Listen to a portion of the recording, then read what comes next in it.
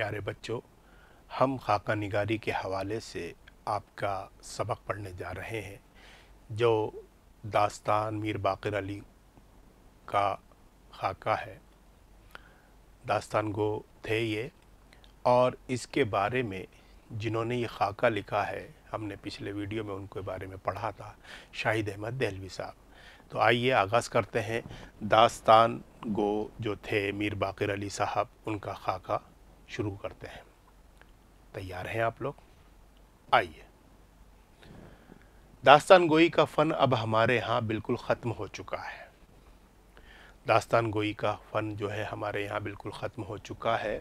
دلی کے آخری داستان گو میر باقر علی تھے، جن کے انتقال کو اب 20 برس سے اوپر ہوئے۔ 20 برس بعد ان کا خاکہ لکھا۔ دبلے پتلے سے آدمی تھے، سفید چھوٹی سی داڑھی، سر پر 2 پلی، پاؤں میں دیسی جوتی، انگرکھا اور چست پاجامہ پہنتے تھے۔ عمر 60 اور 70 کے درمیان، کھلتا ہوا رنگ، سوانسی ناک، میانہ قد، باتیں کرتے تو منہ سے پھول جھڑتے تھے۔ یہ ان کی پوری تصویر آپ کے سامنے شاہد احمد نے بتایا۔ داستان سنانے دور دور جایا کرتے تھے، رجواڑوں اور نوابوں میں بلائے جاتے تھے۔ ایک زمانے میں ریاست پٹیالہ میں داستان سنانے کے لیے ملازم بھی رہے۔ ایک زمانہ تھا کہ وہ داستان سنانے کے لیے پٹیالہ میں ملازم بھی رہے، اور ویسے نوابوں اور درباروں سے وابستہ تھے، وہاں داستان سنانے کے لیے جایا کرتے تھے۔ رئیس مر گیا تو دلی واپس آ گئے۔ پٹیالہ میں جہاں پہ نوکری کرتے تھے، جس کے ہاں نوکری کرتے تھے، اس امیر آدمی کا انتقال ہوا تو واپس دلی آ گئے۔ املی کی پہاڑی پر گھر تھا۔ آخری وقت میں افلاس نے گھیر لیا تھا، یعنی غریبی کی حالت تھی۔ افلاس غریبی کو کہتے ہیں۔ سنیما ایسا چلا کہ میر صاحب کی پرسش ختم ہو گئی۔ سنیما اس زمانے میں شروعات ہو چکی تھی، تو میر صاحب کی جو داستان گوئی کا فن تھا وہ ختم ہو گیا۔ دلی کے ہندو رئیس چھنا مل کے ہاں کسی وقت میں 40-50 روپے ماہوار پر ملازم تھے۔ 40 سے 50 روپے بہت ہوتے تھے اس زمانے میں، اس پر ملازم تھے۔ چھنا مل والوں کا بیان ہے کہ ہم میر صاحب سے بچپن سے داستان سن رہے ہیں، 20-25 سال ہو گئے، ایک داستان ہی ختم ہونے میں نہیں آئی۔ مطلب 50 روپے ان کو ملتے تھے اس کے ہاں نوکری کریں، چھنا مل کے ہاں۔ تو ان کے لوگوں کہتے ہیں، ان کا بیان ہے، چھنا مل جی کا خود کا بیان ہے کہ ہم بچپن سے داستان سن رہے تھے، لیکن ابھی تک اس داستان کا آخری حصہ ہمارے سامنے نہیں آیا۔ میرے بچپن میں میر صاحب فراش خانے میں داستان سنایا کرتے تھے۔ ہفتے میں ان کا ایک دن مقرر تھا، گھنٹہ 1.5 گھنٹہ داستان کہتے۔ بچپن میں جب میں سنتا تھا تو 1-1.5 گھنٹے ان کی داستان چلتی تھی۔ برسوں یہ سلسلہ جاری رہا۔ داستان کا ایک حصہ سنانے پائے تھے کہ سلسلہ ختم ہو گیا۔ ایک ہی حصہ سنایا تھا اور اسی پہ وہ ختم ہو گیا۔ میر صاحب ہمیشہ داستان امیر حمزہ ہی سنایا کرتے تھے۔ ایک نے ان سے پوچھا کہ میر صاحب یہ داستان کبھی آپ نے ختم بھی کی ہے؟ بولے عمر بھر میں ایک دفعہ۔ کسی نے پوچھ لیا کہ بھئی آپ نے داستان پوری بھی کی ہے، مکمل بھی کی ہے، تو کیا عمر بھر میں ایک دفعہ کی ہے؟ میر صاحب کے آباء و اجداد شاہی داستان گو تھے، اور ان کے دادا پردادا جو آباء و اجداد تھے، بزرگ جو تھے ان کے، وہ بھی داستان گو تھے۔ غالباً انہی میں سے کسی کے متعلق یہ روایت مشہور تھی کہ بادشاہ کو روزانہ داستان سنایا کرتے تھے۔ یہ روایت چلی آ رہی ہے کہ وہ بادشاہ کو داستان سنایا کرتے تھے۔ ایک موقع ایسا آیا کہ عاشق و معشوق کے درمیان صرف ایک پردہ حائل تھا۔ ایک موقع ایسا بھی آیا کہ عاشق و معشوق کے درمیان صرف ایک پردہ تھا۔ پردہ اٹھ جائے تو وصال ہو جائے، اور پردہ اٹھ جائے تو وصال ہو جائے، یعنی ملاقات ہو جائے۔ مگر داستان گو نے احساسات، خیالات اور کیفیات کے بیان میں 12 سال گزار دیے اور پردہ نہ اٹھا۔ داستان گو نے داستان سناتے سناتے 12 سال کا عرصہ گزار دیا۔ آخر بادشاہ کا اشتیاق بے قابو ہو گیا اور اس نے تنگ آ کر کہا آج پردہ اٹھ جانا چاہیے۔ تب کہیں وہ پردہ اٹھا۔ بادشاہ نے جب کہا، غصہ ہو کر کے، ناراض ہو کر کے، اکتا گیا وہ، تو اس نے کہا آج پردہ اٹھ جانا چاہیے، تب جا کر کے وہ پردہ اٹھا اس داستان سے۔ مطلب جسے آپ سسپینس کہتے ہیں وہ برابر برقرار رہتا ہے، تجسس کہا جاتا ہے اس میں، یہ کہ داستان سنتے جائیے کہ اب اس کے بعد کیا ہوگا، اس کے بعد کیا ہوگا، یہ سلسلہ چلتا ہی رہتا ہے۔ میر صاحب کا بھی اسی سے کچھ ملتا جلتا حال تھا۔ بیگم کے بناؤ سنگار میں ایک نشست ختم کر دیتے تھے۔ میر صاحب کا بھی یہ انداز تھا کہ وہ بیگم کے بناؤ سنگار جو میک اپ وغیرہ ہوتا ہے اسی میں ایک نشست ختم ہو جاتی تھی۔ آراستہ ہونے کی تفصیل، زیورات کی قسمیں، لباس کی قسمیں، زیورات کی تفصیل شروع ہوتے تو میر صاحب سینکڑوں نام گنا جاتے، پھر یہ بھی بتاتے کہ شاہی بیگمات کی زیور کیا ہوتے ہیں۔ درمیانہ طبقے کی خواتین کون کون سے زیور پہنتی تھی؟ بھٹیارنیاں، سقنیاں اور مہترانیاں کیا کیا پہنتی تھی، یعنی سب طرح کی عورتوں کے زیورات کے بارے میں وہ تفصیل سے گفتگو کرتے تھے۔ میر صاحب بزم اور رزم کو اس انداز سے بیان کرتے تھے کہ آنکھوں کے سامنے پورا نقشہ کھنچ جاتا تھا۔ یہ ایک ایسا فن تھا کہ اگر وہ رزم کا یعنی جنگ کے میدان کا، لڑائی کا واقعہ پیش کر رہے ہیں تو ایسا لگتا تھا کہ ہم جنگ کے میدان میں موجود ہیں، اور اگر کسی محفل یعنی بزم کا ذکر کرتے تھے تو ایسا لگتا تھا کہ ہم اس محفل میں موجود ہیں۔ داستان کہتے جاتے اور موقع بموقع ایکٹنگ کرتے جاتے، آواز کے زیر و بم اور لب و لہجے سے بھی اثر بڑھاتے جاتے، یعنی زیر و بم کہتے ہیں کہ لہجے کا اتار چڑھاؤ، اور اپنا جو لہجہ ہوتا تھا، لب و لہجہ ان کا، وہ بھی دیکھنے لائق ہوتا تھا، اس سے اثر بڑھاتے جاتے تھے۔ امیر حمزہ اور عیاروں کا جب بیان کرتے تھے تو ہنساتے ہنساتے سب کو لٹا دیتے تھے، اس طرح کا بیان کہ پیٹ میں بل پڑ جاتے تھے لوگوں کے۔ ہتھیاروں کے نام گنانے شروع کیے تو 100-150 نام ایک ہی سانس میں لے جاتے۔ پھر کمال یہ کہ نام صرف طوطے کی طرح رٹے ہوئے نہیں تھے، بلکہ آپ جب چاہیں ٹوک کر کسی ہتھیار کی شکل اور اس کا استعمال دریافت کر سکتے تھے۔ تو یہ قدرت کی طرف سے انہیں یہ فن عطا ہوا تھا۔ دیکھنے کی بات ہے کہ جو رٹتا ہے وہ تو بھول سکتا ہے، لیکن وہ کمال کا حافظہ، کمال کی یادداشت اور اس طرح سے بیان کرنے کا لہجہ، یہ الگ ہی بات تھی۔ میر صاحب پوچھنے سے چڑھتے نہ تھے بلکہ خوش ہوتے تھے اور تفصیل سے بتاتے تھے۔ مثلاً منجنیق کو بیان کرنے ہی میں 15 منٹ صرف کر دیے۔ منجنیق ایک طرح سے جس سے جنگ کے میدان میں پتھر پھینکے جاتے ہیں، اس طرح کا آلہ ہوتا ہے۔ عورت کا حسن بیان کرنے پر آئیں تو زمین و آسمان کے قلابے ملا دیں، یعنی زمین و آسمان کے اندر جو خوبصورتی ہے اس طرح سے وہ عورت کی خوبصورتی کا بیان اور اس کے حسن کا بیان کر سکتے ہیں۔ اور کچھ نہیں تو چال کی ہی سینکڑوں قسمیں بتاتے ہیں۔ بیگم بن سور کر ایک کمرے سے دوسرے کمرے میں آ رہی ہیں، 1.5 گھنٹہ ہو گیا۔ غور کرنے والی بات ہے کہ کتنا لفظوں کا ذخیرہ میر صاحب کے پاس تھا کہ بیگم ایک کمرے سے دوسرے کمرے میں آ رہی ہیں تو ان کے چال کے متعلق 1.5 گھنٹہ تک اور 1 گھنٹے تک بیان کر رہے ہیں۔ بیگم دہلیز نہیں پھلانگتی، پھر کیا مجال کہ آپ میر صاحب کے بیان سے اوپرانے یا اکتانے لگیں۔ بیگم نے پھلانگ نہیں ماری اور وہ بولتے جا رہے ہیں، اور پھر آپ ایسا ہے کہ آپ ان کے بیان کے دوران اکتا بھی نہیں سکتے۔ اس طرح سے وہ آپ کو اپنے انداز بیان سے، اپنے جادو بیان سے آپ کو باندھے رکھتے ہیں کہ آپ کچھ کہہ ہی نہیں سکتے۔ انہوں نے یہ وسیع معلومات بڑی محنت سے حاصل کی تھی۔ ہر علم کا انہوں نے باقاعدہ مطالعہ کیا تھا۔ اگر کسی چیز میں مہارت حاصل کرنی ہے، اگر بولنا چاہتے ہیں آپ، تو آپ کو مطالعہ کرنا پڑے گا، اور یہ مطالعہ بہت ضروری ہوتا ہے۔ تو اسی طرح سے میر باقر علی صاحب نے بھی بہت زیادہ مطالعہ کیا تھا اور ہر فن کا مطالعہ کیا تھا، استادوں سے باقاعدہ سیکھا تھا۔ اور تو اور جب دلی میں طبیہ کالج کھلا تو میر صاحب نے 60 سال کی عمر میں اس میں داخلہ لیا۔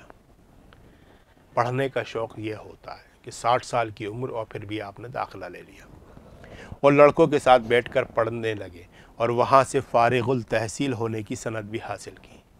फारिगुल तहसील यानी इल्म को मुकम्मल करके फारिग हो जाना और उसकी सनद यानी सर्टिफिकेट उन्होंने हासिल किया।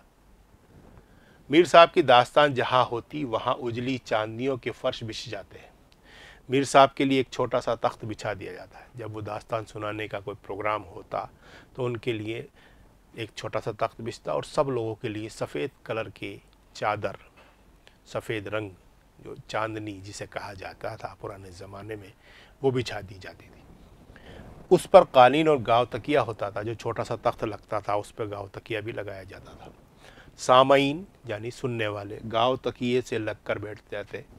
पान और हुक्के का दौर चलता। गर्मियों में शरबत और जाड़ों में चाय से तवाज़ो की जाती जो सुनने आते थे उनका। तो इस तरह की महफिलें हुआ करती थी।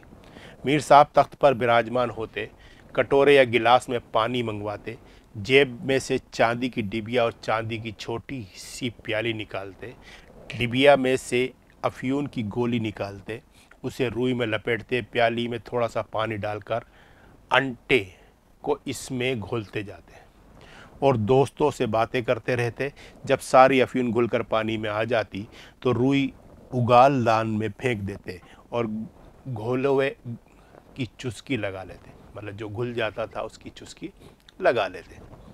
इसके बाद चाय का एक घूंट पीते, फरमाते चाय की खूबी ये है, अब चाय की खूबी बयान कर रहे हैं, कि लब बंद, लब रेज और लब सोज हो। फिर दास्तान शुरू कर देते हैं, यानी चाय की खूबियाँ भी। लब बंद यानी मिठास से लब चिपक जाए, लबरेज यानी ऊपर तक प्याली भरी हुई हो, लबसोज यानी होठों को जलाने वाली हो, यानी गर्म हो। आइए आगे बढ़ते हैं। दिल्ली में कहीं दास्तान कहने जाते तो 2 रुपए लिया करते थे। आज का दौर तो दूसरा है, दास्तान गो का पता ही नहीं है कि कौन सा दास्तान सुनाने वाला है। उस ज़माने में 2 रुपए मिला करते। आज तो अगर ये फ़न ज़िंदा हो तो बहुत अच्छा है और इसमें काफ़ी आमदनी भी हो सकती है। फिर एक दौर ऐसा आया कि लोगों को 2 रुपए भी अखरने लगे तो मीर साहब ने अपने घर पर दास्तान कहनी शुरू कर दी और एक आना टिकट लगा दिया। दास्तान सुनाने का तरीक़ा उन्होंने बना लिया। जब अखरने लगा तो उन्होंने एक आने का टिकट लगा दिया। 10-20 शायकीन आ जाते और मीर साहब को रुपया, सवा रुपया मिल जाता। बाज़ दफ़ा सामाइन की हस्ब फरमाइश किसी एक पहलू को बयान करते हैं। कोई कहता मीर साहब आज तो लड़ाई का बयान हो जाए और मीर साहब रज़्म को इस तफसील के साथ पेश करते कि आंखों के सामने मैदान जंग का नक्शा आ जाता। तो वो उनका अंदाज़ बयान ही इस तरह का था कि जब वो बयान करते थे तो आदमी उसी जगह, सुनने वाला जो होता था उसी जगह पहुंच जाया करता था। कोई कहता मीर साहब आज तो अय्यारियाँ बयान हो जाएं। अय्यारियाँ यानी मक्कारियाँ। और मीर साहब अय्यारों के कारनामे बयान करने लगते हैं। मीर महमूद अली साहब ने बताया कि कलकत्ता में एक दफ़ा लखनऊ के एक दास्तान गो की धूम मची। एक दिन हम भी सुनने गए तो देखा कि दास्तान गो के आगे किताब खुली धरी है। ऐसा भी हुआ कि हमने किसी दूसरे दास्तान गो के बारे में सुना तो वो किताब ले कर के बैठा हुआ था और उसके सामने किताब धरी हुई थी, खुली हुई, और वो उससे पढ़ कर के बता रहा था। और मीर साहब का तरीक़ा क्या था कि वो जिस टॉपिक पर, जिस मज़मून पर बात करते तो घंटों बातें करते जाते और उस दास्तान को सुनाते रहते। इसमें पढ़ते जाते और बहुत खुशी जोश में आते हैं तो एक हाथ ऊंचा कर लेते। तबीयत बड़ी मकदर हुई, जी चाहा कि किसी तरह मीर बाक़िर अली यहाँ आ जाते तो कलकत्ते वालों को मालूम होता कि दास्तान गोई किसे कहते हैं। कलकत्ते में अगर मीर बाक़िर अली चले जाते तो उन्हें पता चल जाता कि दास्तान किस तरह से सुनाई जाती है। ना सान ना गुमान। अगले दिन क्या देखते हैं कि कोई कोलू टोला में मीर साहब सामने से चले आते हैं। मालूम हुआ कि अपने किसी काम से आए थे। क़िस्सा मुख्तसर मीर साहब की दास्तान हुई और लखनवी दास्तान गो हाथ जोड़ जोड़ कर कहता था, हुजूर ये एजाज़, हुजूर ये आप ही का हिस्सा है। हुजूर ये एजाज़, ये करिश्मा ये आप ही का है کہ آپ ہی داستان اصلی طریقے سے سنا سکتے ہیں۔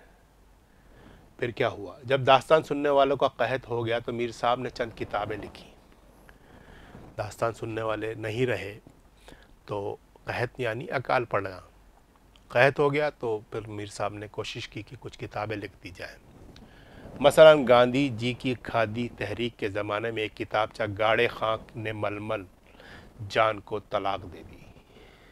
گاڑے خان نے ململ جان کو طلاق دے دی، یعنی کھادی کا قصہ جب شروع ہوا۔ پاجی پڑوس، مولا بخش ہاتھی اور ایسی ہی چھوٹی چھوٹی کتابیں کئی لکھی جو ایک بار چھپنے کے بعد پھر نہیں چھپی۔ جیسا کہ آج ہوتا ہے کہ ایک ایڈیشن آ گیا، دوسرا ایڈیشن آ گیا، اس طرح سے ہوتا ہے، کئی بار ایک کتاب کے ایڈیشن چھپ جاتے ہیں، لیکن ان کی یہ چھوٹی چھوٹی کتابیں ایک بار چھپنے کے بعد دوبارہ نہیں چھپی۔ اکثر رسالوں میں ان کے مضامین بھی شائع ہونے لگے، مگر جو لطف ان کی تقریر میں تھا تحریر میں نہ آ سکا۔ یعنی جو مالک نے انہیں ہنر دیا تھا، تقریر کا دیا تھا، تحریر میں وہ بات نہیں آئی جو ان کی تقریر میں تھی۔ اب آگے چلتے ہیں۔ میر باقر علی اپنے نانا میر پیڑا کے شاگرد ہیں۔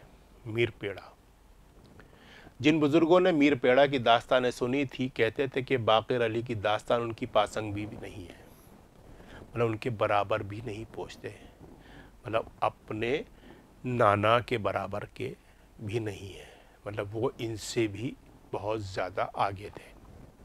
غالباً فرق یہی ہوگا کہ وہ 12 سال تک پردہ پڑا رہنے دیتے تھے ہوں گے، میر باقر علی سال 2 سال میں پردہ اٹھا دیتے تھے۔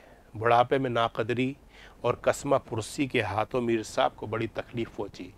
دلی کا کامل الفن آخری داستان گو اپنا پیٹ پالنے کے لیے چھالیاں بیچتا تھا۔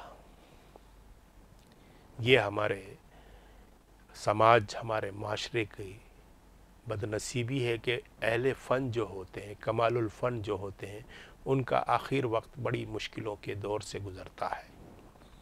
ایک کمال افسوس ہے تجھ پر کمال افسوس، مطلب وہ چھالیاں بیچا کرتا تھا، بہت افسوس کی بات۔ آئیے اب ہم نے یہ سبق جو داستان گود میر باقر علی صاحب کا تھا اسے تو مکمل کیا، اب ہم اس میں آئے ہوئے جو خاص لفظ و معنی ہیں ان کے بارے میں جانتے ہیں۔ پہلا ہے داستان گو یعنی داستان سنانے والا۔ افلاس یا افلاس، غریبی اور مفلسی۔ کسی کو بھی افلاس نہ جکڑے تو اچھا ہوتا ہے، مفلسی بڑے بڑے دور سے گزارتی ہے۔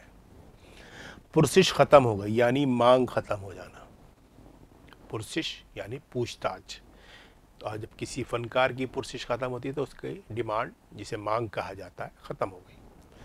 حائل ہونا یعنی رکاوٹ پیدا کرنا۔ رزم یعنی مارکا و جنگ۔ زیرو بم، نیچا اور اونچا، سر اتار چڑھاؤ، یعنی وہ اونچا اور نیچا جس کا لہجے کا انداز جو ہوتا ہے، ایک دم جنگ کا بیان کر رہے ہیں تو گھن گرج آ گئی، اور جہاں محبت کی بات کریں تو نرم لہجہ ہو گیا، تو یہ اتار چڑھاؤ کہلاتا ہے۔ عیار، مکار، فریبی، شعبدے باز۔